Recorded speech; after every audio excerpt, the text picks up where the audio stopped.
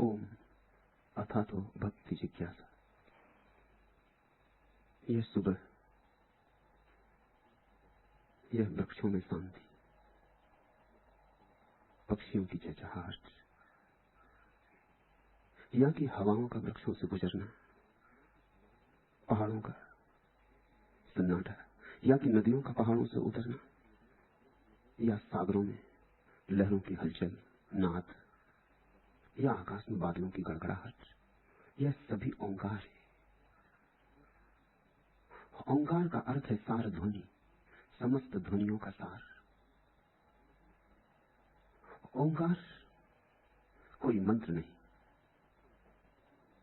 सभी छंदों में छिपी हुई आत्मा का नाम है। जहां भी गीत है वहां ओंकार है, जहां भी वाणी है वहां ओंकार है, जहां भी ध्वनि है वहां ओंकार है। और ये सारा जगत ध्वनियों से भरा है। इस जगत की उत्पत्ति ध्वनि में है, इस जगत का जीवन ध्वनि में, और इस जगत का विसर्जन भी ध्वनि में। ओम से सब पैदा हुआ, ओम में सब जीता, ओम में सब एक दिन लीन हो जाता है। जो प्रारंभ है वही अंत है, और जो प्रारंभ है और अंत है वही मध्य भी है। मध्य अन्यथा कैसे होगा? इंजील कहती है प्रारंभ में ईश्वर था, और ईश्वर शब्द के साथ था, और ईश्वर शब्द था, और फिर उसी शब्द से सब निष्पन्न हुआ। वह ओंकार की ही चर्चा है।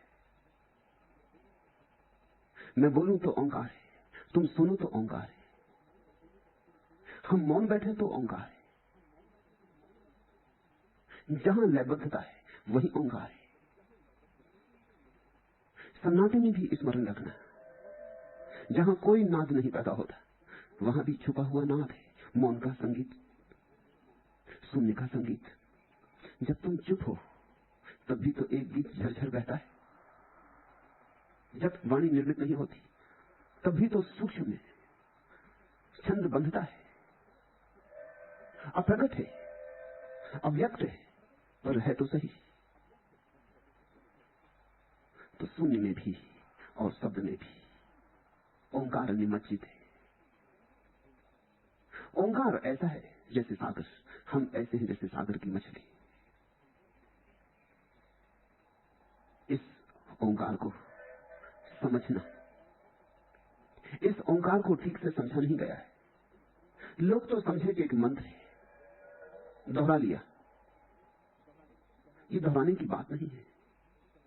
ये तो तुम्हारे भीतर जब छंदोबद्धता पैदा हो तभी तुम समझोगे ओंकार क्या है। हिंदू होने से नहीं समझोगे, वेद पाठी होने से नहीं समझोगे, पूजा का थाल सजाकर ओंकार की रटन करने से नहीं समझोगे। जब तुम्हारे जीवन में उत्सव होगा तब समझोगे, जब तुम्हारे जीवन में गान फूटेगा तब समझोगे, जब तुम्हारे भीतर झरने बहेंगे तब समझोगे। ओम से शुरुआत अद्भुत है। ओम अथा तो भक्ति जिज्ञासा। उस ओम में सब आ गया, अब आगे विस्तार होगा। जो जानते हैं उनके लिए ओम में सब कह दिया गया, जो नहीं जानते उनके लिए बात फैला के कहनी होगी। अन्यथा शास्त्र पूरा हो गया ओंकार पर। ओंकार बनता है तीन ध्वनियों से, आ उ मा। ये तीन मूल ध्वनियां हैं। शेष सभी ध्वनियां इन्हीं ध्वनियों के प्रकारांतर से भेद है। यही असली त्रिवेणी है, आ उ मा। यही त्रिमूर्ति है, यही शब्द ब्रह्म के तीन चेहरे। सब शास्त्र आ उ मा में समाहित हो गए।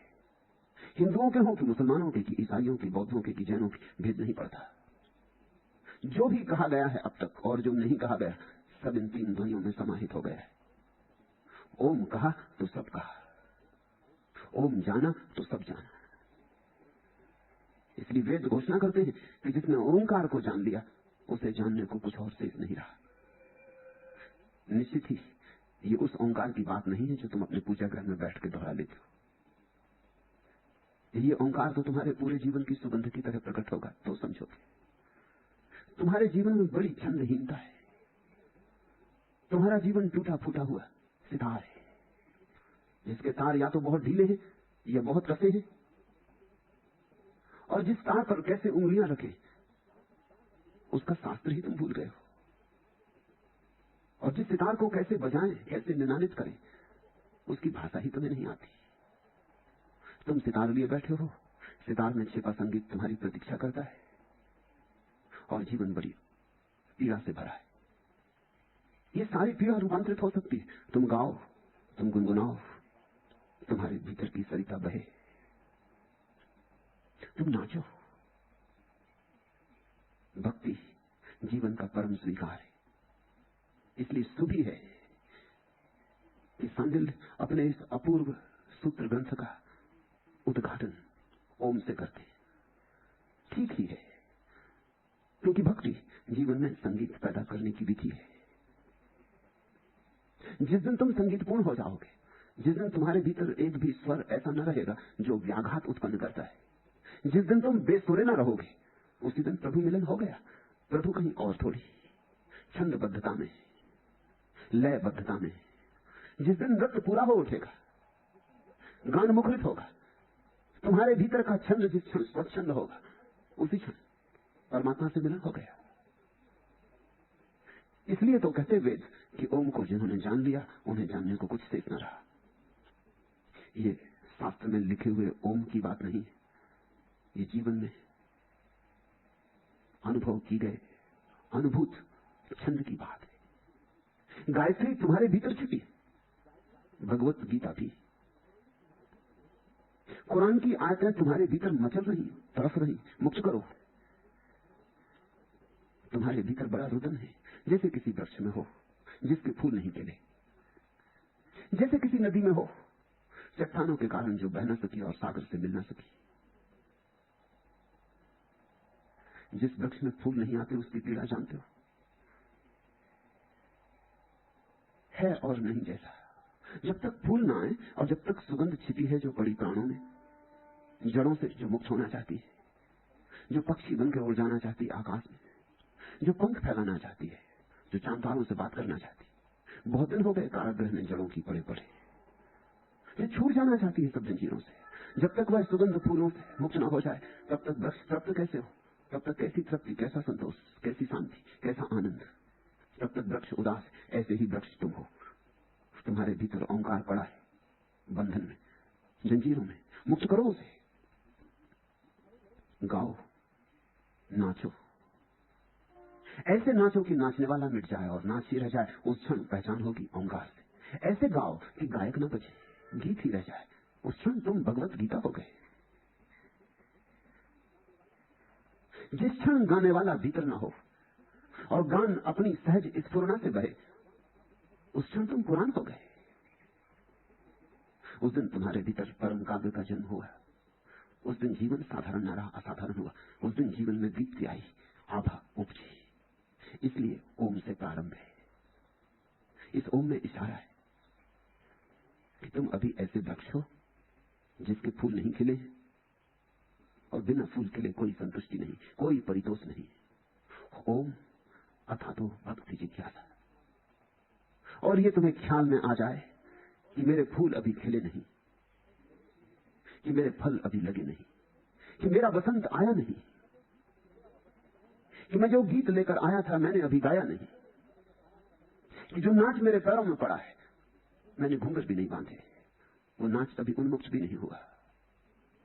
ये तुम्हें समझ में आ जाए तो अथा तो भक्ति जिज्ञासा, फिर भक्ति की जिज्ञासा। उसके पहले भक्ति की कोई जिज्ञासा नहीं हो सकती। भक्ति की जिज्ञासा का अर्थ ही ये है कि मैं टूटा फूटा हूं, अभी मुझे जुड़ना है। मैं अधूरा अधूरा हूं, अभी मुझे पूरा होना है। कमियां हैं, सीमाएं हैं हजार मुझ पर, सब सीमाओं को तोड़कर बहना है। बूंद हूं अभी और सागर होना है। अथा तो भक्ति जिज्ञासा। तभी तो तुम जिज्ञासा में लगोगे। समझे भक्ति अर्थात क्या? एक तत्व हमारे भीतर है जिसको प्रीति कहें।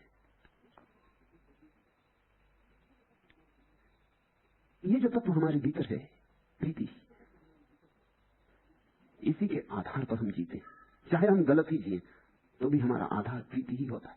कोई आदमी धन कमाने में लगा है, धन तो ऊपर की बात है, भीतर तो प्रीति से जी रहा है। धन से उसकी प्रीति है। कोई आदमी पद के पीछे पागल है, पद तो गौण है, प्रतिष्ठा की प्रीति है। जहां भी खोजोगे तुम प्रीति को ही पाओगे। कोई वैश्यालय चला गया है और किसी ने किसी की हत्या कर दी, पापी में और पुण्यात्मा में तुम एक ही तत्व को एक साथ पाओगे, वह तत्व प्रीति है। फिर प्रीति किससे लग गई उससे भेद पड़ता है। धन से लग गई तो तुम धनी होकर रह जाते हो, ठीकरे हो जाते हो, कागज के सड़े गले नोट होकर मरते हो। जिससे प्रीति लगी वही हो जाओगे। यह बड़ा बुनियादी सत्य है, इसे हृदय में संभाल के रखना। प्रीति महंगा सौदा है, हर किसी से मत लगा लेना। जिससे लगाई वैसे ही हो जाओगे, वैसा होना हो तो ही लगाना। प्रीति का अर्थ यही होता है कि मैं यह होना चाहता हूं। राजनेता गांव में आया और तुम भीड़ करके पहुंच गए, फूल मालाएं सजा के। इस बात की खबर तुम गहरे में चाहते हो कि मेरे पास भी पद हो, प्रतिष्ठा हो, इसलिए पद और प्रतिष्ठा की पूजा है। कोई फकीर गांव में आया और तुम पहुंच गए, उससे भी तुम्हारी प्रीति की खबर मिलती कि तरफ रहे हो फकीर होने को, कि कब होगा वो मुक्ति का क्षण, जब सब छोड़ छाड़, जब किसी चीज पर मेरी कोई पकड़ न रह जाएगी। कोई संगीत सुनता है तो धीरे धीरे उसकी चेतना में संगीत की छाया पड़ने लगती। तुम जिससे प्रीति करोगे वैसे हो जाओगे, जिनसे प्रीति करोगे वैसे हो जाओगे। तो प्रीति का तत्व रूपांतरकारी है, प्रीति का तत्व भीतरी रसायन है, और बिना प्रीति के कोई भी नहीं रह सकता। प्रीति ऐसी अनिवार्य है जैसे श्वास, जैसे शरीर श्वास से जीता, आत्मा प्रीति से जीती। इसलिए अगर तुम्हारे जीवन में कोई प्रीति ना हो तो तुम आत्महत्या करने को उतारू हो जाओगे, या कभी तुम्हारे प्रीति का सेतु टूट जाए तो आत्महत्या करने को उतारू हो जाओगे। घर में आग लग गई और सारा धन जल गया और तुमने आत्महत्या कर ली। क्या तुम कह रहे हो? तुम ये कहते हो ये घर ही मैं था, ये मेरी प्रीति थी, अब यही न रहा तो मेरे रहने का क्या अर्थ? तुम्हारी पत्नी मर गई और तुमने आत्महत्या कर ली। तुम क्या कह रहे हो? तुम ये कह रहे हो ये मेरी प्रीति का आधार था, जब मेरी प्रीति उजड़ गई मेरा संसार उजड़ गया, अब मेरे रहने में कोई सार नहीं। हम प्रीति के साथ अपना तादात्म्य कर लेते। बिना प्रीति के कोई भी नहीं जी सकता। जीना संभव ही प्रीति के सहारे है। जैसे बिना श्वास लिए शरीर नहीं रहेगा, वैसे बिना प्रीति के आत्मा नहीं टिकेगी। प्रीति है तो आत्मा टिकी रहती। फिर प्रीति गलत से भी हो तो भी आत्मा टिकी रहती। मगर चाहिए प्रीति तो चाहिए, गलत हो कि सही। फिर प्रीति के बहुत ढंग है, वो समझ लेने चाहिए। एक प्रीति है जो तुम्हारी पत्नी में होती, मित्रों में होती, पति में होती, भाई बहन में होती। उस प्रीति को हम प्रेम कहते हैं। प्रेम का अर्थ होता है उसके साथ जो समतल है, तुमसे ऊपर भी नहीं, तुमसे नीचे भी नहीं, तुम्हारे जैसा है, जिससे आलिंगन हो सकता है, उसको प्रेम कहते हैं। समतुल व्यक्तियों में प्रीति होती तो प्रेम कहते हैं। फिर एक प्रीति होती माता पिता या गुरु में, उसे श्रद्धा कहते हैं। कोई तुमसे ऊपर है, प्रीति को पहाड़ चढ़ना पड़ता है, इसलिए श्रद्धा कठिन होती। श्रद्धा में दांव लगाना पड़ता है, श्रद्धा में चढ़ाई है। इसलिए बहुत कम लोगों में वैसी प्रीति मिलेगी जिसको श्रद्धा कहे। माता पिता से कौन प्रीति करता है? कर्तव्य निभाते हैं लोग, दिखाते हैं, उपचार दिखाना पड़ता है। प्रीति कहां? अपने से ऊपर प्रीति करने में पहाड़ चढ़ने की हिम्मत होनी चाहिए। और ध्यान रखना, तुम अपने से ऊपर जितने ऊपर प्रीति करोगे उतने ही तुम ऊपर जाने लगोगे, तुम्हारी चेतना ऊर्ध्वगामी होगी। इसलिए तो हमने श्रद्धा को बड़ा मूल्य दिया है सदियों से, क्योंकि श्रद्धा आदमी को बदलती, अपने से पार ले जाती। तुम्हारे हाथ तुमसे ऊपर की तरफ उठने लगते और तुम्हारे पैर किसी ऊर्ध्वगमन पर गतिमान होते। तुम्हारी आंखें ऊंचे शिखरों से टकराती और चुनौती लेती। जिसके जीवन में श्रद्धा नहीं है उसके जीवन में विकास नहीं, विकास हो ही नहीं सकता। किसी को महावीर में श्रद्धा है तो विकास होगा, किसी को बुद्ध में तो, कृष्ण में तो, क्राइस्ट में तो। श्रद्धा से विकास होता है। कृष्ण क्राइस्ट तो सब खूंटियां। कहां तुमने अपनी श्रद्धा टांगी? ये बात गौण है, मगर श्रद्धा कहीं ना कहीं टांगना जरूर। ये बात बहुत महत्वपूर्ण नहीं है कि तुमने महावीर चुना, कि मोहम्मद, कि कृष्ण चुने, कि क्राइस्ट। इसमें बहुत मूल्य नहीं है। मूल्य इस बात में है कि तुमने श्रद्धा का कोई पात्र चुना, तुमने कोई चुना जो तुमसे पार है। तुमने कोई चुना जो आकाश में धवल शिखरों की भांति। उस चुनाव में ही यात्रा शुरू हो गई। तुम्हारी आंखें ऊपर उठने लगी। तुमने जमीन पर गड़े गड़े चलना बंद कर दिया। तुमने जमीन पर सरकना बंद कर दिया।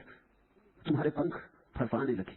आज नहीं कल तुम उड़ोगे, क्योंकि जिससे श्रद्धा लग गई है उस तक जाना होगा। यात्रा कठिन होगी तो भी जाना होगा, लाख कठिनाइयां होंगी तो भी जाना होगा। प्रीति लग जाए तो कठिनाइयों का पता नहीं चल रहा। तो एक प्रीति है श्रद्धा, अपने से ऊपर, ऊर्ध्वगामी। एक प्रीति है प्रेम, अपने से समतुल। उससे तुम कहीं जाते आते नहीं, कोल्हू के बैल की तरह चक्कर काटते हो। पत्नी भी तुम जैसी, पति भी तुम जैसा, मित्र भी तुम जैसे। लोग अपने जैसे ही तो चुनते हैं। लोग अपने जैसों में ही तो आकर्षित होते। अपने से बड़े में आकर्षित होने में ही खतरा मालूम होता है। क्यों? क्योंकि पहले तो किसी को अपने से बड़ा मानना अहंकार के प्रतिकूल है। किसी को गुरु मानना अहंकार के प्रतिकूल है। अहंकारी किसी को गुरु नहीं मान सकता। वो हजार बहाने खोजता है सिद्ध करने के कि कोई गुरु है ही नहीं। अब कहां गुरु? सतयुग में होते थे, ये कलयुग है। अब कहां गुरु? ये पंचम काल है। अब कहां गुरु? सब कहानियां हैं, कपोल कल्पनाएं हैं। बचाता है अपने को, क्योंकि गुरु चुनने में ही तुमने एक बात जाहिर कर दी कि अब तुम्हें चुनौती स्वीकार करनी पड़ेगी। तुम जहां हो वहीं समाप्त नहीं हो सकते हो, ऊपर जाना है। इसलिए लोग अपने ही समान व्यक्तियों को चुनते हैं। उनके साथ कहीं जाना नहीं, यहीं झगड़ना है। पति पत्नी यहीं लड़ते रहेंगे, कोल्हू के बैल की तरह रोज वही दोहराते रहेंगे जो कल भी किया था, परसों भी किया था, कल भी करेंगे, परसों भी करेंगे। पूरा जन्म निकल जाएगा और वही पुनरुक्ति, नहीं कोई गति होती, हो नहीं सकती। तीसरा प्रेम है, प्रीति है, जिसे हम स्नेह कहते हैं। वो अपने से छोटों के प्रति, पुत्र, कन्याधिक या शिष्य, जो अपने से छोटे के प्रति होती। अपने से छोटे के प्रति भी हम आसानी से राजी हो जाते। सच तो यह है, हम बड़े आह्लादित होते। इसलिए तुम आह्लादित होते जब तुम्हारे घर में बेटा पैदा होता। तुम्हारा आह्लाद क्या है? तुम्हारा आह्लाद यही है कि इसकी तुलना में तुम बड़े हो गए। तुमने कहानी सुनी ना, अकबर ने एक लकीर खींच दी राज दरबार में आकर और कहा इसे बिना छुए छोटी कर दो। कोई ना कर सका, लेकिन बीरबल ने एक बड़ी लकीर उसके नीचे खींच दी। उसे छुआ नहीं, छोटी हो गई। छोटी लकीर खींच देता तो बड़ी हो जाती, उसे छुए बिना। तुम अपने पुत्र में, पुत्रियों में इतना जो रस लेते हो, उसका कारण क्या है? चलो कोई तो है जो तुम्हारी तरफ देखता है और तुम्हें बड़ा मानता है, तुम्हारे अहंकार को तृप्ति मिलती। इसलिए शिष्य होना कठिन है, गुरु होना आसान मालूम पड़ता है। एक शिष्य गुरु के पास पहुंचा, उसने पूछा कि मुझे स्वीकार करेंगे, मैं दीक्षित होने आया हूं। गुरु ने कहा कठिन होगा मामला, यात्रा दुर्गम है, संभाल सकोगे, पात्रता है?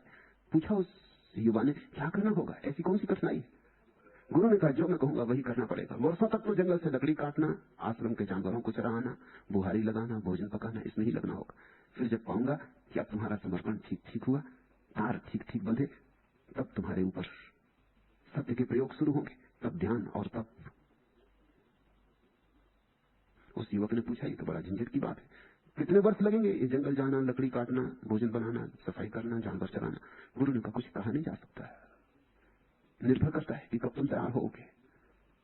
जब तैयार हो जाओगे तभी वर्ष भी लग सकते हैं, कभी कभी जन्म भी लग जाते हैं। उस युवक ने कहा चलिए ये तो जाने दीजिए, ये मुझे जचता नहीं। गुरु होने में क्या करना पड़ता है? तो उस गुरु ने कहा गुरु होने में कुछ नहीं, जैसे मैं यहाँ बैठा हूं ऐसे बैठ जाओ और आज्ञा देते रहो। तो उसने कहा फिर ऐसा करिए, मुझे गुरु ही बना दीजिए, ये जचता है। गुरु कौन नहीं बन जाना चाहता? तुम भी कोई मौका नहीं खोते जब गुरु बनने का मौका मिले। किसी को अगर तुम पालो किसी हालत में कि सलाह की जरूरत है, तो तुम्हें चाहे सलाह देने योग्य पात्रता हो या ना हो, तुम जरूर देते हो। तुम चूकते नहीं मौका। कोई निर्भर जाए मुसीबत में, तुम उसकी गर्दन पकड़ लेते हो, तुम उसको सलाह दिलाने लगते हो। और ऐसी सलाहें जो तुमने जीवन में खुद भी कभी स्वीकार नहीं की, जिन पर तुम कभी नहीं चले, जिन पर तुम कभी चलोगे भी नहीं, लेकिन किसी और ने तुम्हारी गर्दन पकड़ के तुम्हें पिला दी थी। अब तुम किसी और के साथ बदला ले रहे हो। दुनिया में सलाहें इतनी दी जाती, मगर लेता कौन? कोई किसी की सलाह लेता? तुमने कभी किसी की ली? और ख्याल रखना, जिसने भी तुम्हारी असहाय अवस्था का मौका उठा के सलाह दी है, उससे तुम नाराज हो, अभी भी नाराज हो, तुम उसे क्षमा नहीं कर पाए हो, क्योंकि तुम असमय में थे और दूसरे ने फायदा उठा लिया। तुम्हारे घर में आग लग गई थी और कोई ज्ञानी तुमसे कहने लगा क्या रखा है, ये संसार तो सब जल ही रहा है, सब जल ही जाएगा, सब पड़ा रह जाएगा, सब ठाट पड़ा रह जाएगा, जब बांध चलेगा बन जाएगा। अरे यहां रखा क्या है? ये बातें तो तुम्हें भी मालूम है, लेकिन तुम्हारा घर जल रहा है। और इन सज्जन को सलाह देने की सूची, तुम्हारी पत्नी मर गई हो, कोई कह रहा है कि आत्मा तो अमर है। तुम्हारी तबीयत होती है कि इसको यहीं दुरुस्त कर दो, इस आदमी को। मेरी पत्नी मर गई है, इसे ज्ञान सूझ रहा है, और तुम भली भांति जानते हो कि इसकी पत्नी जब मरी थी तब ये भी रो रहा था। अब कल जब इसका बेटा मरेगा तो फिर ये जार जार रोएगा। तब तुम्हारे हाथ में एक मौका होगा कि तुम भी बदला ले लोगे, तुम भी सलाह दे दोगे। सलाहें एक दूसरे का अपमान है। सलाह का मतलब ये होता है तुम सिद्ध कर रहे हो मैं जानता हूं तुम नहीं जानते, मैं ज्ञानी तुम अज्ञानी, तुम मौका पाके गुरु बन रहे हो। जांचना, अपने जीवन को जरा परखना। हर किसी को सलाह देने को तैयार हो। कोई सिगरेट पी रहा है और तुम्हारे भीतर एकदम खुजलाहट होती कि इसको सलाह दो कि सिगरेट पीना बुरा है, और तुम पान चबा रहे हो। मगर पान चबाना बात और,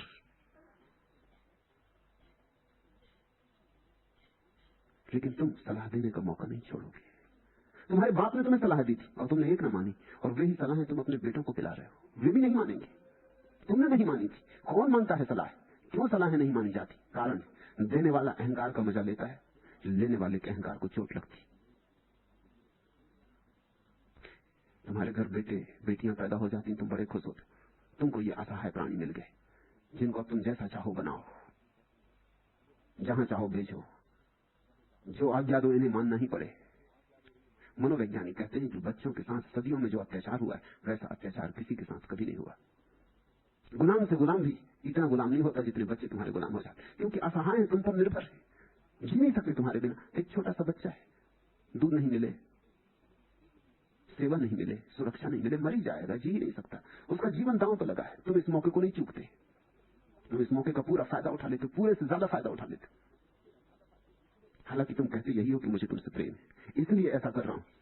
लेकिन अगर बहुत छानबीन करोगे, थोड़े सजग होगे, तो पाओगे अहंकार का रस ले रहे हो। और तो कोई तुम्हारी सुनता नहीं, तुम्हारे बेटे को तो सुननी ही पड़ती। इसलिए कौन बेटा अपने बाप को माफ कर पाता है? कोई बेटा अपने बाप को माफ नहीं कर पाता। और अगर मौका मिलेगा बुढ़ापे में, जब तुम बूढ़े हो जाओगे और कमजोर हो जाओगे, असहाय हो जाओगे, बच्चे जैसे हो जाओगे, तब तुम्हारा बेटा तुमसे बदला लेगा। तब छोटी छोटी बातों में तुम दुत्कारे जाओगे, और तब तुम तड़फोगे, तुम कहोगे मैंने ऐसा क्या पाप किया, मैंने तुझे बड़ा किया, मैंने अपना जीवन तेरे ऊपर लगाया, निछावर किया, और तुम मुझसे बदला ले रहा है। ये कैसी अकृतज्ञता? नहीं, लेकिन तुम जांच करना, गौर करना। तुमने अपने अहंकार को खूब उछाला होगा। इस बेटे में पड़े घाव अब तक हरे। बच्चों के साथ हम बड़ा अमानवीय व्यवहार करते और ये कहते हम चले जाते हैं हमारा बड़ा स्नेह। अपने से छोटे के प्रति जो प्रीति होती है उसका नाम स्नेह। मेरे देखे अपने से छोटे के प्रति सच्ची प्रीति और ठीक प्रीति तभी होती है जब अपने से बड़े के प्रति श्रद्धा हो, अन्यथा नहीं होती, अन्यथा झूठी होती। जिस व्यक्ति के जीवन में अपने से बड़े के प्रति श्रद्धा है, सम्यक श्रद्धा है, उस व्यक्ति के जीवन में अपने से छोटे के प्रति सम्यक स्नेह होता है। और उस व्यक्ति के जीवन में एक और क्रांति घटती, अपने से सम के प्रति सम्यक प्रेम होता है। उसके जीवन में प्रेम का छंद बन जाता है। छोटे के प्रति सम्यक स्नेह होता है, धारा की तरह बहता उसका प्रेम, बेशर्त। वो कोई शर्त बंदी नहीं करता कि तुम ऐसा करोगे तो मैं तुम्हें प्रेम करूंगा, कि तुम ऐसे होगे तो मैं तुम्हें प्रेम करूंगा। वो ये भी नहीं कहता कि बड़े होकर तुम इस तरह की व्यक्ति बनना, कि मैं हिंदू हूं तो तुम भी हिंदू होना, कि मैं कम्युनिस्ट हूं तो तुम भी कम्युनिस्ट होना, कि मैं ईसाई हूं तो तुम भी ईसाई रहना, कि मैं चाहता हूं कि तुम डॉक्टर बनो कि इंजीनियर बनो तो इंजीनियर ही बनना। नहीं, वो कोई आग्रह नहीं रखता है। वो कहता है मैंने तुम्हें प्रेम दिया, मैं प्रेम देकर आनंदित हुआ, तुमने मुझे हल्का किया।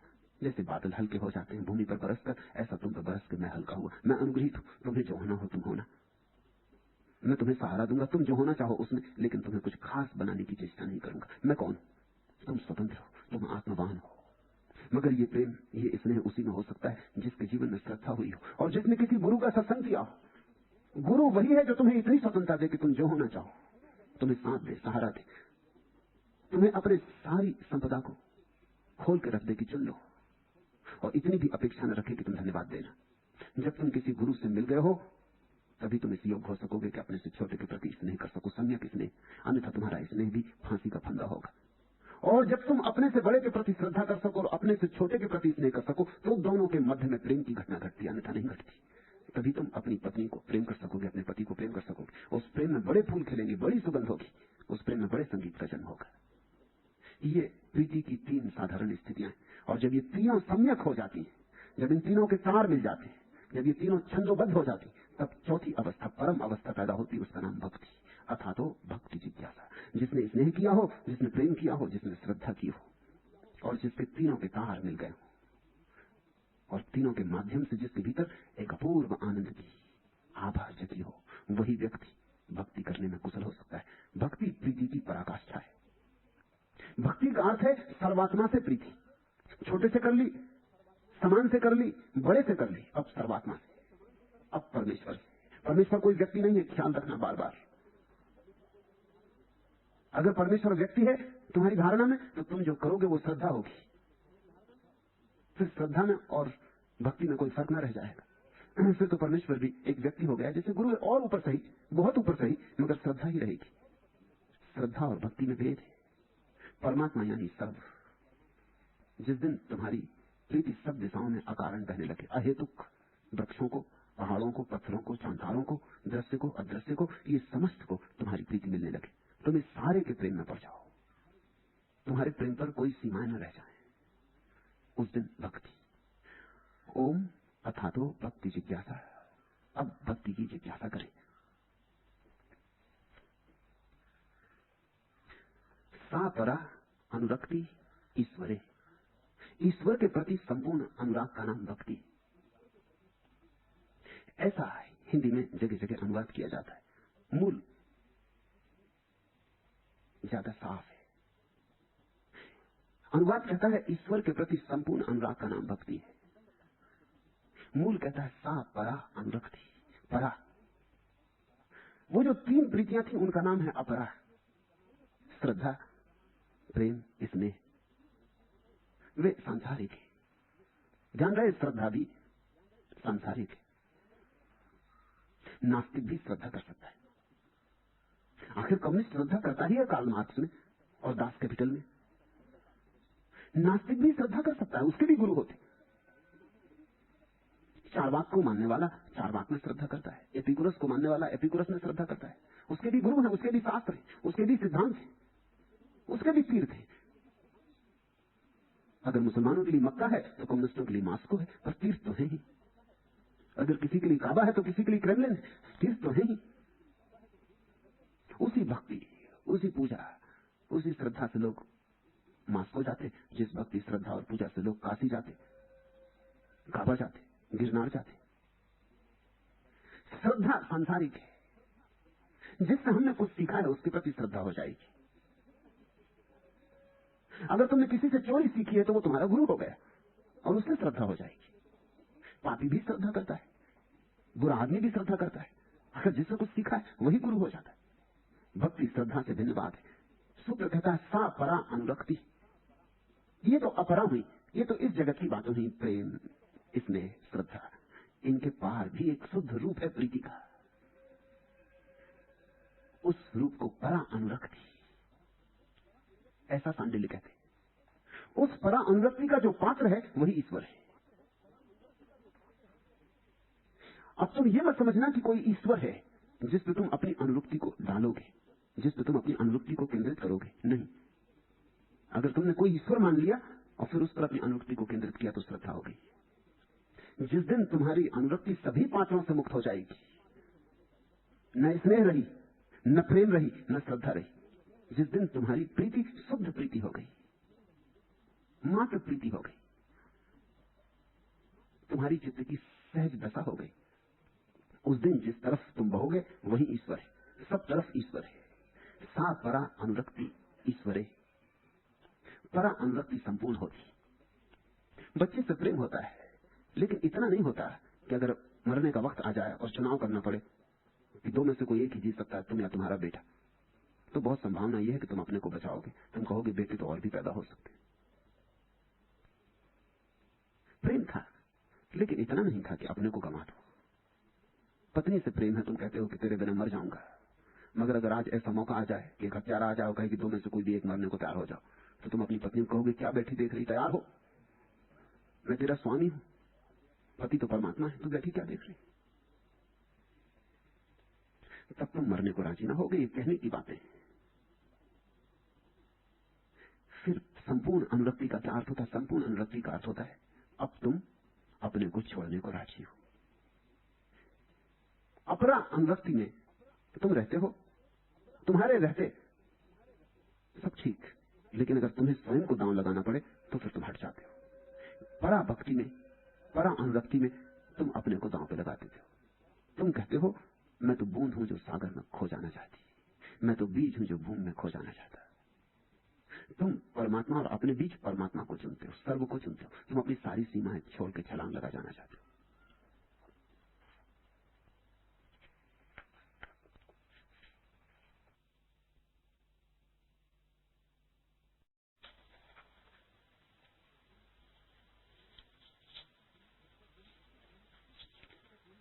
जब तक यह शीशे का घर है तब तक ही पत्थर का डर है।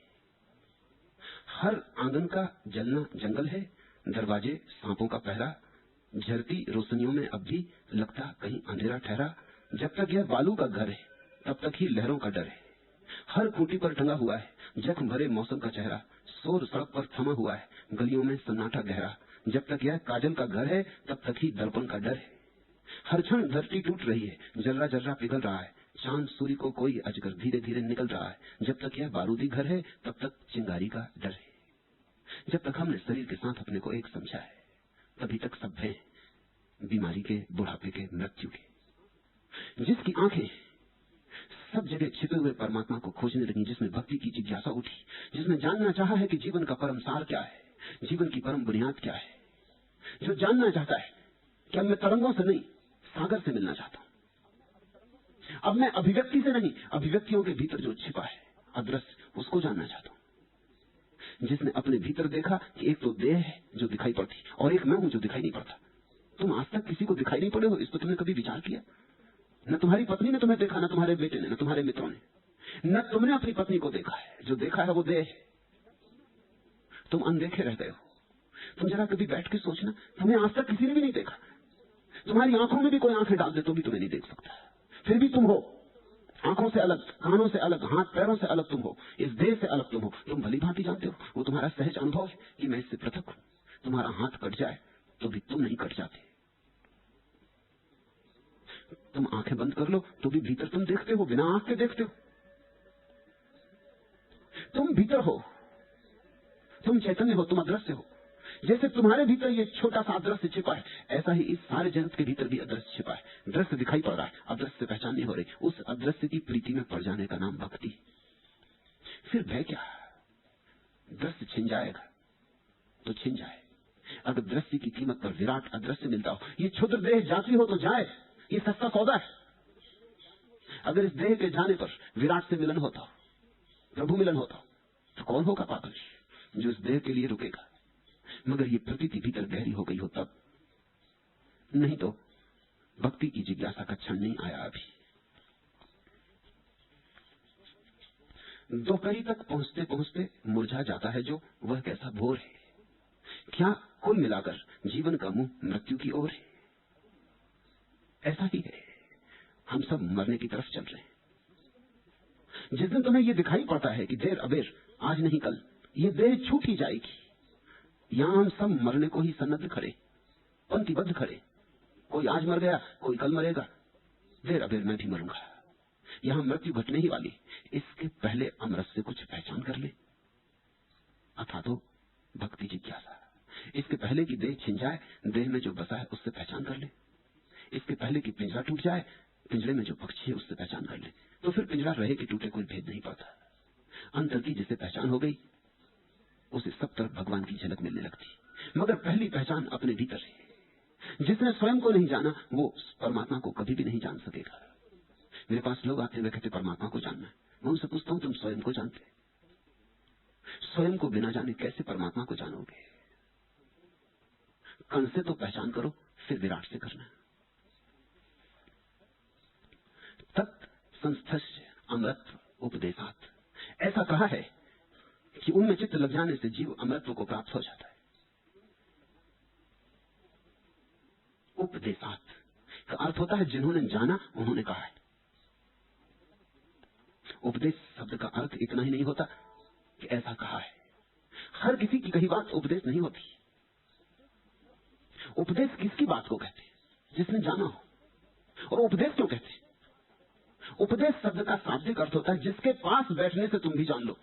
उपदेश, जिसके पास बैठने से तुम्हें भी जानना घटित हो जाए, जिसकी सन्निधि में तुम्हारे भीतर भी तरंगे उठने लगे, जिसके स्पर्श से तुम भी स्फुरित हो उठो, जिसके निकट आने से तुम्हारा दिया भी जल जाए, उसके वचन को उपदेश कहते।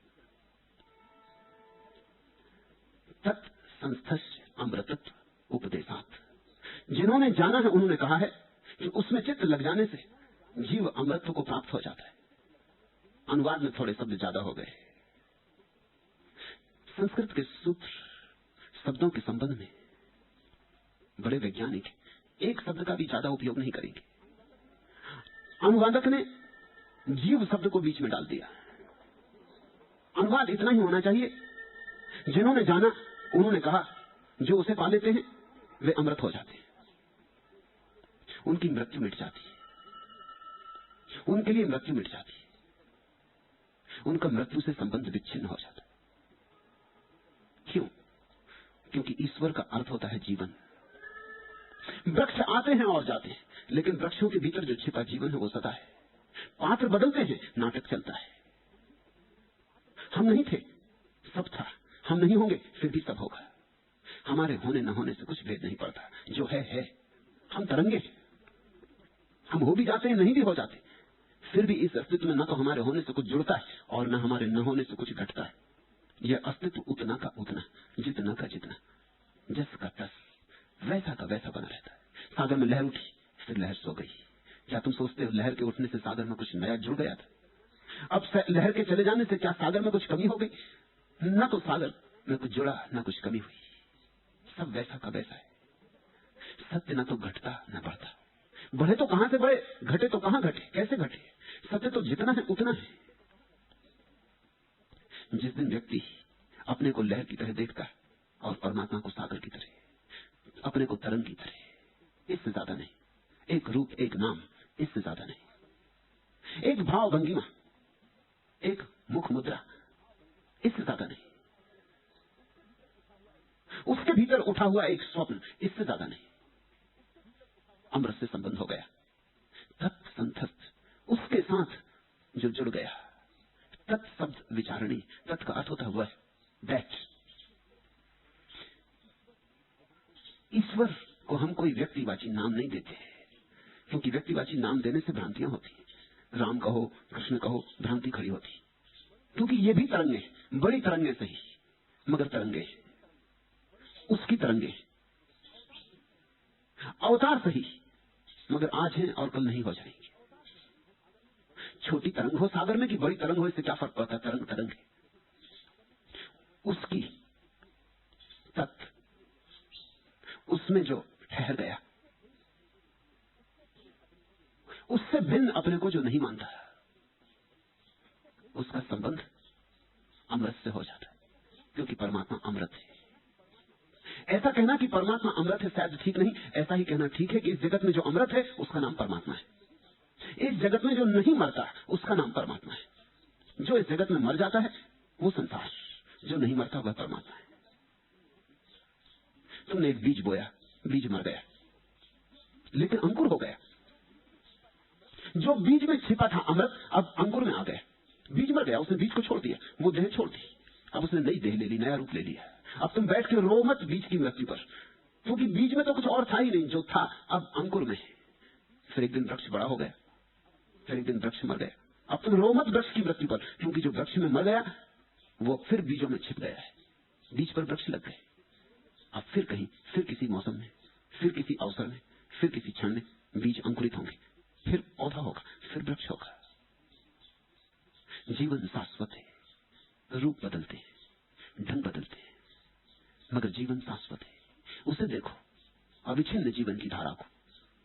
एक दिन तुम मां के पेट में सिर्फ मांसपिंड थे, आज वो मांसपिंड कहीं भी नहीं है। आज तुम्हारे सामने उस मांसपिंड का कोई चित्र रख दे तो तुम पहचान ही ना सकोगे कि कभी मैं ये था, या कि तुम सोचते हो पहचान सकोगे। फिर भी तुम छोटे बच्चे थे, फिर वह भी खो गया, फिर तुम जवान थे वो भी खो गया, अब तुम बूढ़े हो वह भी खो रहा है, मौत भी आएगी, ये देह भी खो जाएगी, फिर किसी और क्षण में, फिर किसी और मौसम में तुम कहीं फिर उमगोगे, फिर जन्मोगे। जो इस तरह से रूपों से गुजरता है उसकी याद करो, उसका स्मरण करो, उसका नाम तत्व, वह अमृत है, और उससे जो जुड़ गया वह भी अमृत हो गया। अब यहाँ ये भ्रांति मत कर लेना, जैसा कि हिंदी अनुवाद में हो सकती है, ऐसा कहा है कि उनमें चित्त लग जाने से जीव अमृतत्व को प्राप्त हो जाता, इससे भ्रांति पैदा हो सकती है। तुमको ये लग सकता है तो चलो परमात्मा से जुड़ जाएं, इससे मृत्यु से बच जाएंगे, अमृत हो जाएंगे, तो मैं बचूंगा, तो रहूंगा वैकुंठ में कि स्वर्ग में कि मोक्ष में, मगर मैं बचूंगा, जीव बचेगा। अब ये जीव नाहक बीच में ले आया गया, इसकी कोई जरूरत न थी। ये तो ऐसा ही हुआ कि बीज सोचे कि मैं बचूंगा, चलो कोई हर्जा नहीं, पौधे में बचूंगा। बीज कहां बचेगा, बीज तो जाएगा, तुम तो जाओगे, तुम नहीं बचोगे। तुम जैसे हो ऐसे तो तुम जाओगे ही, जा ही रहे हो, प्रतिपल जा रहे हो। तुमने जैसा अपने को जाना है ये बचने वाली बात नहीं है, लेकिन तुम्हारे भीतर कोई ऐसा तत्व भी छिपा पड़ा है जैसा तुमने अपने को अभी तक जाना ही नहीं, वह बचेगा, उसका तुमसे कुछ संबंध नहीं, वह यानी वह तत्व। तुम्हारे भीतर भी तत्व बैठा है, साक्षी की तरह बैठा है। जब तुम भोजन कर रहे हो तब वह भोजन नहीं कर रहा है, देख रहा है कि तुम भोजन कर रहे हो। जब तुम स्नान कर रहे हो तब वह स्नान नहीं कर रहा, देख रहा है कि तुम स्नान कर रहे हो। जब तुम बीमार पड़ते हो तब वह बीमार नहीं होता, देखता है कि तुम बीमार हो गए हो। और जब तुम स्वस्थ होते हो तब वह स्वस्थ नहीं होता, देखता है कि तुम स्वस्थ हो गए हो। समझ लेना, वेद जिसने भोजन किया, जो भूखा था, जो बीमार पड़ा, जो स्वस्थ हुआ, इसको ही तुमने अब तक माना है कि मैं हूं, यह तो जाएगा। और तुम्हारे भीतर एक तत्व छिपा है, एक साक्षी खड़ा है, एक चैतन्य, जिससे तुमने अपना संबंध ही नहीं जोड़ा है अभी तक, जिससे तुम्हारी कोई पहचान ही नहीं। तुम्हारी अपने से पहचान ही कहां है। तुम्हारी हालत ऐसे ही है जैसे किसी ने अपने को अपने वस्त्रों के साथ एक कर लिया और सोचता है यही मैं हूं, ये कमीज, ये कोट, ये टोपी, ये अंगरखा, ये मैं हूं। ये तो जाएंगे, ये तुम हो ही नहीं। तुम तो बिल्कुल ना बचोगे, लेकिन फिर भी कुछ बचेगा, और वह कुछ तुम्हारे मैं से बिल्कुल मुक्त है। वहां मैं का भाव ही नहीं उठता है, वहां मैं की तरंग ही नहीं बनती। इसलिए बुद्ध ने तो कह दिया अनात्मा, कोई आत्मा नहीं, क्योंकि आत्मा अर्थात मैं। उस साक्षी में कहां आत्मा है, उस साक्षी में ये भाव ही नहीं बनता कि मैं। जहां मैं का भाव बना संसार शुरू हुआ, जहां मैं का भाव मिटा संसार मिटा। उसमें ठहर गए तो अमृत, ऐसा जानने वालों ने कहा है। ज्ञानम इतिचा एन दृशत अपि ज्ञानस सम स्थिते। ईश्वर संबंधी ज्ञान विशेष का नाम भक्ति नहीं है। द्वेषी पुरुष को भी ज्ञान होता है परंतु उसमें प्रीति नहीं होती। ये सूत्र बहुमूल्य है, खूब ध्यानपूर्वक समझना। ज्ञान विशेष का नाम भक्ति नहीं है। ईश्वर के संबंध में जानना, ईश्वर को जानना नहीं। ईश्वर के संबंध में जानना तो बहुत सस्ता है, बिना कुछ दांव पे लगाए हो जाता है। शास्त्र पढ़ लिए और जान लिया, सदगुरुओं के वचन कंठस्थ कर लिए तोते की भांति, तो ज्ञान तो सस्ता है। पंडित हो जाना तो बहुत सस्ता है, ज्ञानी होना बहुत कठिन। ज्ञानी कोई ज्ञान से नहीं होता, ज्ञानी तो प्रेम से होता है। ये बात जरा उलझी हुई लगेगी। जानने के लिए ज्ञान का संग्रह पर्याप्त नहीं है, जानने के लिए तो प्रीति जगनी चाहिए, विराट के प्रति, अनंत के प्रति, अमृत के प्रति। ईश्वर संबंधी ज्ञान विशेष का नाम भक्ति नहीं। इसलिए इस भ्रांति में मत पड़ लेना कि खूब जान लिया, उपनिषद पढ़े, वेद पढ़े, गीता पढ़ी, खूब जान लिया, कंठस्थ कर लिया, शास्त्र याद हो गए, सोचने लगे कि ईश्वर है क्योंकि शास्त्रों के तर्क ने समझा दिया कि ईश्वर है, मानने भी लगे कि ईश्वर है। लेकिन ये मानना, ये जानना सब होता है, सब ऊपर ऊपर। ये तुम्हारे हृदय में नहीं अंकुरित हुआ है। ये जानना तुम्हारा नहीं, और जब तक तुम्हारा ना हो तब तक झूठ है। ईश्वर संबंधी ज्ञान विशेष का नाम भक्ति नहीं। तो असली भक्ति क्या है? असली भक्ति वैयक्तिक रूप से ईश्वर से संबंधित होना है। असली भक्ति व्यक्ति का परम से विवाह है। शास्त्र पढ़ने से नहीं होगा, सत्य में उतरना होगा। उतरना महंगा सौदा है, खतरा है, बड़ा खतरा तो है अपने को खोने का। अपने को जो मिटाने को तैयार है वही वहां जाएगा। कबीर ने कहा है, जो घर बारे अपना चले हमारे संग। ये अपना, ये मैं, ये घर तो जला डालना होगा, ये अपने ही हाथ से फूंक देना होगा। पंडित कुछ भी नहीं फूंकता, उल्टे उसका मैं और मजबूत हो जाता है। वो तो अपने मैं के घर को और बड़ा कर लेता है, ज्ञान से खूब सजा लेता है। ज्ञान आभूषण है अहंकार का, इसलिए ज्ञानी परमात्मा को नहीं जान पाता, प्रेमी जानता है। प्रेमी का अर्थ है जो अपने को कुर्बान करने को तत्पर है। प्रेमी का अर्थ है जो झुकने को, समर्पित होने को राजी। मैं रुका रहा किसी बांस की डाली की तरह, हवा के सामने झुका रहा और आवाज सुनता रहा एक कि नति ठीक है, मगर मना नहीं है तुम्हारे लिए गति। हमने तो तुमसे उन्नत होने को कहा है, विरत की बात कहां कही है हमने, रत रहने के लिए कहा है हमने तो तुमसे। सुनने को सुनता रहा मैं यह आवाज, मगर समझ लिया मैंने कि यह एक सलाह है, अपनी एक राह है मेरी, रुकने की और झुकने की, किसी न किसी जगह पूरी तरह झुकने की। वही जान पाएगा परमात्मा को जिसने ये राह पकड़ी। अपनी एक राह है मेरी, रुकने की और झुकने की, किसी न किसी जगह पूरी तरह झुकने की, जो अपने को पूरा उंडेल देगा। कुछ और चढ़ाने से काम नहीं होगा। किसको धोखा देते हो? फूल चढ़ाने से काम नहीं होगा जब तक तुम अपने प्राणों के फूल न चढ़ाओ। ये धूप दीप जलाने से कुछ भी ना होगा जब तक तुम अपने प्राणों की धूप दीप न जलाओ। ये तुम्हारे पूजा के थाल झूठे, इसलिए तो परमात्मा से कभी कोई संबंध नहीं हुआ। ये पूजा के थाल ही अड़ंगा बने। ये तुम्हारे मंदिरों में बजती हुई घंटनाद और उठता हुआ धूप का धुआं, ये सब झूठा है। ये धुआं तुमसे उठे, ये नाद तुम्हारे भीतर हो, ये तुम्हारा ओंकार हो। तुम जलो, तुम गलो, तुम झुको, तुम अपने को उंडेलो, तो कुछ हो। ईश्वर संबंधी ज्ञान विशेष का नाम भक्ति नहीं है। द्वेषी पुरुष को भी ज्ञान होता है, परंतु उसमें प्रीति नहीं होती। ज्ञान तो सरल बात है। ज्ञान तो कैसे भी आदमी को हो सकता है, द्वेषी को भी हो सकता है, अत्यंत घृणा से भरे हुए व्यक्ति को भी हो सकता है, क्रोध से भरे हुए व्यक्ति को भी हो सकता है। तुमने दुर्वासा जैसे ऋषियों की कहानियां तो पढ़ी ही। ऋषि तो थे ही, मगर गजब के ऋषि रहे होंगे। ज्ञान तो था ही, शास्त्रों के ज्ञाता तो थे ही, लेकिन प्रीति नहीं उमगी, प्रेम का वसंत नहीं आया, प्रेम के फूल नहीं खिले, प्रेम की सरिता नहीं बही, क्रोध ही चलता रहा। फिर कभी कभी उनको भी हो गया जिनके पास पांडित्य बिल्कुल नहीं था, जैसे कबीर को या कि जैसे मीरा को। पंडित तो जरा भी नहीं थे, शास्त्र का तो कुछ बोध ही नहीं था। कबीर ने तो कहा है, मसी कागज छुओ नहीं। स्याही और कागज तो कभी छुआ ही नहीं। लेकिन कबीर ने कहा, 2.5 आखर प्रेम के पढ़े सो पंडित होए। वो जो 2.5 अक्षर प्रेम के हैं वो जरूर पढ़े। बस उन्हीं को पढ़ लिया तो सब पढ़ लिया। उन 2.5 अक्षरों में सब अक्षर आ गए, अक्षर आ गया। प्रेम द्वार है परमात्मा का, ज्ञान नहीं।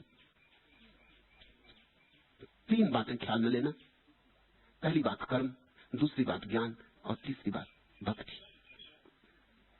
कर्म बड़ा स्थूल अहंकार है, कुछ करके दिखा दूं, कुछ पाके दिखा दूं, धन हो, पद हो, प्रतिष्ठा हो, दौड़धाप, कर्ता का अहंकार है। जब आदमी कर्म से हार जाता है, गिर पड़ता है, चलते चलते चलते थक जाता है, अनुभव में आता है कि मेरे किए कुछ भी नहीं होगा, मेरे बस में नहीं है, मैं एक छोटी बूंद हूं और यह अस्तित्व बड़ा है, मेरी सामर्थ्य में नहीं। तब आदमी ज्ञान से संयुक्त होता है। कर्म से थका तो ज्ञान से संयुक्त होता है। ज्ञान का अर्थ होता है, जीत तो ना सका, जान के रहूंगा। जीत तो नहीं हो सकी, लेकिन जानना तो हो सकता है। ये सूक्ष्म अहंकार है। फिर एक दिन आदमी इससे भी थक जाता है कि जानना भी नहीं हो सकता। मैं इतना छोटा हूं और इतना विराट है, इसको जानूंगा कैसे? मैं इससे अलग कहां हूं? अलग थलग होता तो जान लेता। मैं तो इसी में जुड़ा हूं, इसी का हिस्सा हूं। अब कोई पत्ता किसी वृक्ष का वृक्ष को जानना चाहे, कैसे जानेगा? वो वृक्ष का ही हिस्सा है, वृक्ष उससे पूर्व है। वृक्ष चाहे तो पत्ते को जान ले, पत्ता वृक्ष को नहीं जान सकता। एक दिन कर्म थक जाता है तो ज्ञान पैदा होता है। कर्म यानी स्थूल अहंकार, ज्ञान यानी सूक्ष्म अहंकार। एक दिन ज्ञान भी थक जाता है, तब क्षण आता है, ओम अथा तो भक्ति जिज्ञासा। तब आदमी कहता है, न मैं जीत सका, न मैं जान सका, प्रेम तो कर सकता हूं। यह हो सकता है। पत्ता वृक्ष को जीत नहीं सकता, न वृक्ष को जान सकता है, लेकिन पत्ता वृक्ष के प्रेम में लीन हो सकता है। इसमें कोई अड़चन नहीं। कर्म स्थूल अहंकार, ज्ञान सूक्ष्म अहंकार, भक्ति निरअहंकार।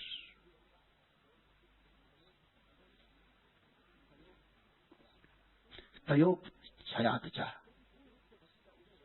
क्योंकि पूर्ण रूप से भक्ति का उदय होते ही ज्ञान का नाश हो जाता। ये सूत्र बड़ा अद्भुत है, इसके दो अर्थ हो सकते हैं। तयोप छयात चाह, उसके जानने से क्षय हो जाता है। इसके दो अर्थ हो सकते हैं। एक अर्थ तो यह हो सकता है कि ज्ञान के जानने से भक्ति का क्षय हो जाता है। दूसरा अर्थ यह हो सकता है कि भक्ति के जानने से ज्ञान का क्षय हो जाता है। दोनों अर्थ प्यारे और दोनों अर्थ एक साथ में करना चाहता हूं। अब तक किसी ने दोनों अर्थ एक साथ किए नहीं। पहला, ज्ञान से भक्ति का क्षय हो जाता है। जितना आदमी जानकार होगा उतना ही कम प्रेम हो जाएगा। जानना प्रेम की हत्या करता है। जानना जहर है प्रेम के लिए, क्योंकि प्रेम के लिए रहस्य चाहिए, प्रेम के लिए विस्मय विमुग्धता चाहिए, और ज्ञान तो रहस्य को छीन लेता है। ज्ञान तो कहता हम जानते हैं, रहस्य क्या है। छोटे बच्चे प्रेम कर सकते हैं क्योंकि आश्चर्यचकित, विस्मय विमुग्ध, अवाक। छोटा बच्चा छोटी छोटी चीजों के प्रेम में पड़ जाता है। समुद्र के किनारे रंगीन पत्थर बीनने लगता है, शंख सीप बीनने लगता है। तुम ज्ञानी हो, तुम कहते हो फेंको इनको, कचरा कहां ले जा रहे हो। बच्चे की समझ में नहीं आता कि इतना प्यारा पत्थर सूरज की रोशनी में ऐसे दमक रहा है, हीरे जैसा। ऐसा प्यारा शंख वो बाप की नजर बचा के खीसे में छिपा लेता है। उसे प्रेम उपजता है, उसे हर चीज से प्रेम उपजता है। वो हर चीज के पास ठिठक के खड़ा हो जाता है। घास में फूल खिला है और वो ठिठक के खड़ा हो जाता है। वो भरोसा नहीं कर पाता। ऐसा प्यारा फूल, ऐसा अद्भुत रंग। एक तितली उड़ी जा रही, वो भरोसा नहीं कर पाता। वो भागने लगता है तितली के पीछे। ऐसा चमत्कार, जैसे फूल को पंख लग गए। हर चीज चमत्कृत करती है उसे, क्योंकि वो कुछ भी नहीं जानता, अज्ञानी, विस्मय से भरा है। आश्चर्य अभी उसका जीवित है। फिर तुम धीरे धीरे ज्ञान ठूसोगे, तुम हर चीज समझा दोगे। फिर एक दिन धीरे धीरे जब वो विश्वविद्यालय से वापस लौटेगा ज्ञानी होकर, सब गमाकर और कोरे कागज साथ लेकर, सर्टिफिकेट लेकर, तब उसे कोई चीज विस्मय विमुक्त न करेगी। हर चीज का उत्तर उसके पास होगा। तुम पूछो वृक्ष हरे क्यों, वो कहेगा क्लोरोफिल। बात खत्म हो गई। स्त्री सुंदर क्यों लगती है, हार्मोन। बात खत्म हो गई।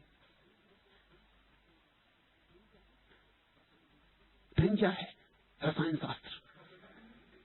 वो समझा सकेगा सब, वो सब समझ के आ गया। वो हर चीज को जानता है। अब अनजाना कुछ छूटा नहीं। प्रीति कैसे उमगे, आश्चर्य ही मर गया। आश्चर्य की हवा में प्रीति उमकती है। इसलिए तुम जान के आश्चर्यचकित मत होना कि जैसे जैसे आदमी का ज्ञान बढ़ा वैसे वैसे दुनिया में प्रेम कम हो गया। ये स्वाभाविक परिणाम, ये सांडल के सूत्र में छिपा है। तयो छायात चाह, देखते नहीं तुम, रोज देखते नहीं। दुनिया में जितनी शिक्षा बढ़ती जाती उतना प्रेम कम होता जाता है। शिक्षित आदमी और प्रेमी जरा मुश्किल जोड़ है। जितना शिक्षित उतना ही कम प्रेमी। थोड़ा अशिक्षित होना चाहिए प्रेम के लिए। ग्रामीण के पास प्रेम है, शहरी के पास विदा हो गया। असभ्य के पास प्रेम है, सभ्य के पास नहीं। जो जितना सुसंस्कृत हो गया है उसके पास औपचारिकता है, लेकिन औपचारिकता में कहीं कोई प्राण नहीं, कहीं कोई जीवन नहीं। मुझे तुमसे पूछता है कहिए कैसे, कुछ नहीं पूछ रहा, वो कह रहा है कि चलो आगे बढ़ो। ये तो पूछना पड़ता है। हमें मतलब, तुम्हें मतलब, किसी को क्या लेना देना है। वर्षों बीत जाते हैं और पड़ोसी से पहचान नहीं होती। सुसंस्कृत आदमी का कोई पड़ोसी ही नहीं। पड़ोस तो प्रेम से बनता है। जीसस ने कहा कौन है पड़ोसी, क्योंकि जीसस बहुत जोर देते थे इस बात पर कि पड़ोसी से प्रेम करो तो ही तुम परमात्मा से प्रेम कर पाओगे। अपने प्रेम को थोड़ा बढ़ाओ, फैलाओ सब तरफ, आस पड़ोस प्रेम को फैलाओ। कौन है पड़ोसी। एक दिन उनके शिष्य ने पूछा कि आप किसको पड़ोसी कहते, तो जीसस ने कहा एक आदमी निकलता था एक सुनसान रास्ते से, डाकुओं ने हमला किया, उसे लूट लिया, उसके छुरे मारे, उसको कई घावों से भर के पास के गड्ढे में फेंक दिया। फिर उसके गांव का ही पादरी वहां से गुजरा, रबाई। उसने देखा इस आदमी को, ये इसके गांव का ही आदमी था, इसके ही मंदिर में प्रार्थना करने आता था, ये मंदिर में ही प्रार्थना करने जा रहा था। इसने देखा घाव से भरे कराहते। उस आदमी ने कहा कि मुझे बचाओ, मैं मर रहा हूं, मुझे उठाओ।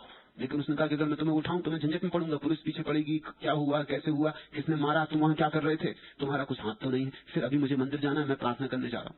ये बेवक्त की झंझट कौन सिर ले, मंदिर की जगह पुलिस थाने जाना पड़े, फिर इसको अस्पताल ले जाओ, फिर मरा जाए, फिर मालूम कौन झंझट खड़ी हो। उसने तो पीठ फेर ली और चल पड़ा। फिर दूसरे गांव का एक आदमी पास से गुजर रहा था जिसने इस आदमी को कभी देखा भी नहीं। वो पास आया, उसने इसे अपने गधे पर बिठाया, इसके घाव धोए, इसको पास की धर्मशाला में ले गया, वहां भोजन कराया, वहां इसे लिटाया, चिकित्सक को बुलाया। और ये इस आदमी को जानता भी नहीं था। तो जीसस ने पूछा अपने शिष्यों से तुम किसको पड़ोसी कहते हो। वो पुरोहित पड़ोसी था जो पड़ोस में ही रहता था। या ये भी आदमी पड़ोसी जिसने इसे कभी देखा नहीं था, शिष्यों का स्वभाव था ये अजनबी आदमी पड़ोसी। तो जीसस ने कहा जहां प्रेम है वहां पड़ोस है। जितना बड़ा प्रेम हो उतना बड़ा पड़ोस है। अगर प्रेम बड़ा हो तो सारी पृथ्वी पड़ोस है, और प्रेम बड़ा हो तो सारा ब्रह्मांड पड़ोस है। प्रेम की सीमा पड़ोस की सीमा है। प्रेम यानी पड़ोस।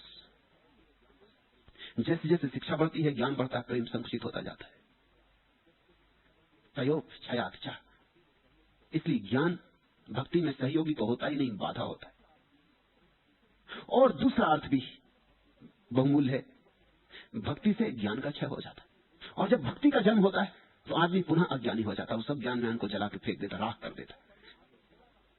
क्योंकि जब वो परमात्मा से थोड़ा सा जुड़ता है तब उसे पता चलता है कि जो जाना सब कचरा था, वो तो सब झूठ था, वो तो सब व्यर्थ था। अब असली हीरे मिले तो उसने कंकर पत्थर दीन रखे थे फेंक देता है।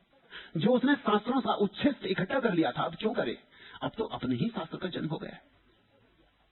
अब तो उपनिषद अपने भीतर ही उतर रहा है। अब क्यों किसी उपनिषद को बांधे फिरे? अब क्यों किसी कुरान की आयत को दोहराए? अपनी ही आयत गर्भ में आ गई, पक रही, अपने ही फल पकने लगे, अपने ही फूल खिलने लगे। तो जैसे ही भक्ति का जन्म होता है ज्ञान का क्षय हो जाता है। भक्ति और ज्ञान ऐसे है जैसे रोशनी और अंधेरा। रोशनी है तो अंधेरा नहीं, अंधेरा है तो रोशनी नहीं, दोनों साथ नहीं होते। ज्ञानी भक्त नहीं होता, ज्ञानी यानी पंडित, ख्याल रखना। और भक्त ज्ञानी नहीं होता, भक्त तो निर्दोष हो जाता, समस्त ज्ञान से मुक्त हो जाता है। भक्त तो पुनः अज्ञानी हो जाता है, क्योंकि परमात्मा अज्ञेय है। उसके सामने हम अज्ञानी की तरह ही खड़े हो सकते हैं, ज्ञानी की तरह नहीं। ज्ञान का दावा अहंकार का दावा है। इस सूत्र को खूब हृदय में संभाल कर रखना। यह कुंजी तयोप क्षयात चाह, क्योंकि पूर्ण रूप से भक्ति का उदय होते ही ज्ञान का नाश हो जाता है।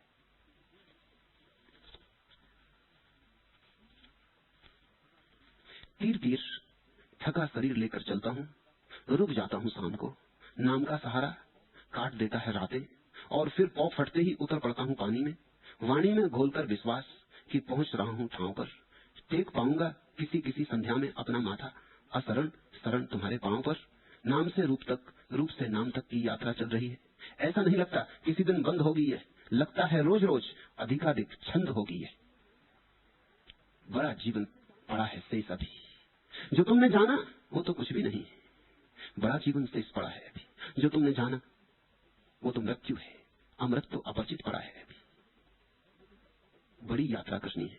ये कुछ ऐसी यात्रा नहीं कि समाप्त होगी। ऐसा नहीं लगता कि किसी दिन बंद होगी है, लगता है रोज रोज अधिकाधिक छंद होगी है। रोज रोज नए छंद, नए गीत उमगेंगे। रोज रोज ओंकार नए रूपों में प्रकट होगा। बढ़ो, ज्ञान से नहीं, कर्म से नहीं, प्रेम से। ओम अथातो भक्ति जिज्ञासा। आज इतना है।